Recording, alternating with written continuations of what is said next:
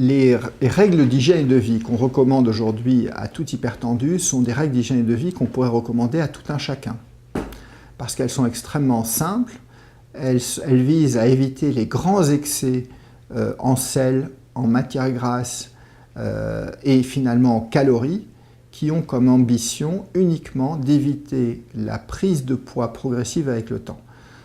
Ce comportement, au passage, ces règles, seraient bien plus efficaces si elles étaient proposées à ce qu'on appelle aujourd'hui des pré-hypertendus, c'est-à-dire des gens qui ne sont pas encore des hypertendus, mais qui sont à haut risque de le devenir parce qu'ils ont entre 30 et 40 ans, qui se sont sédentarisés, qui commencent à prendre passivement 1 kilo tous les jours, tous les mois ou tous les ans, et qu'ils ont des parents hypertendus.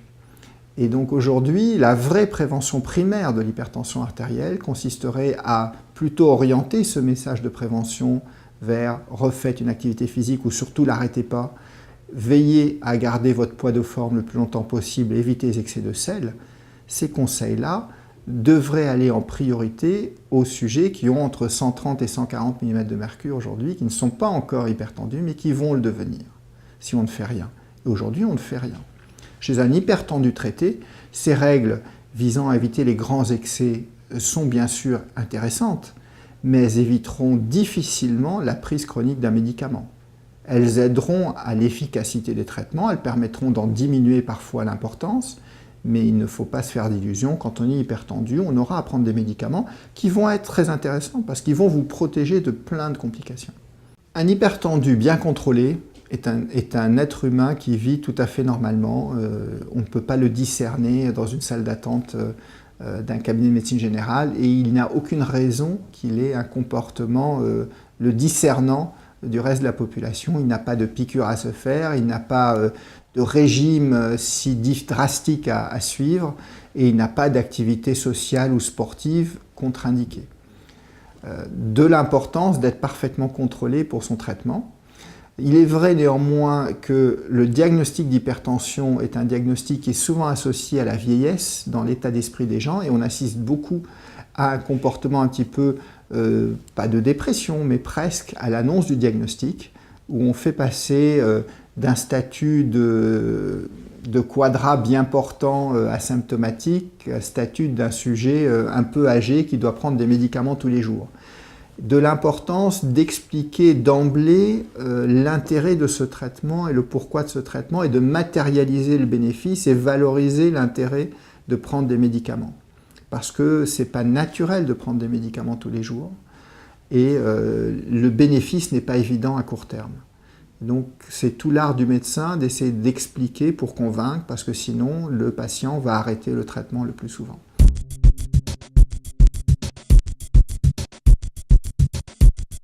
Je suis de ceux qui pensent que l'entourage a un rôle crucial. À la fois, avoir un hypertendu dans sa famille n'est pas anodin.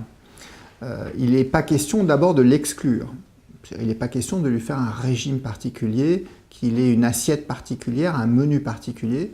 Et il sera très bénéfique pour l'entourage d'un hypertendu qui souvent a les mêmes comportements alimentaires que l'hypertendu lui-même, qui a d'ailleurs les mêmes gènes que cet hypertendu.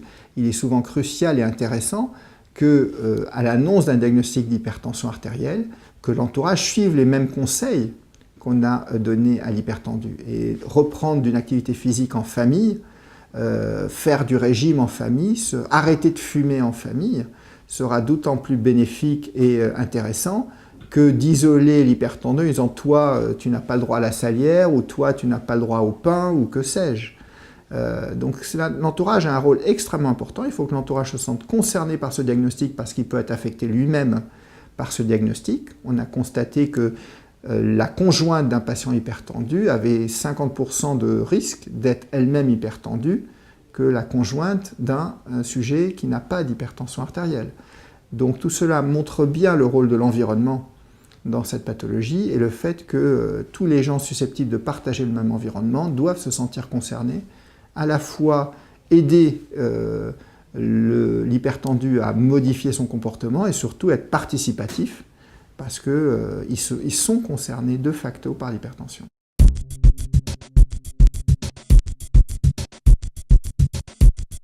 Il faut éviter et trouver une hiérarchie et surtout se fixer des objectifs à court terme. C'est-à-dire se dire, plutôt que de dire il faut que vous perdiez 30 kilos, ce qui est complètement illusoire la plupart du temps, si on dit qu'il faut plutôt perdre 500 grammes tous les mois, ce qui semble à la portée de tout le monde, mais de persister dans cet effort-là sur 2 ans, les 500 grammes tous les mois sur 2 ans, ça fait 12 kilos.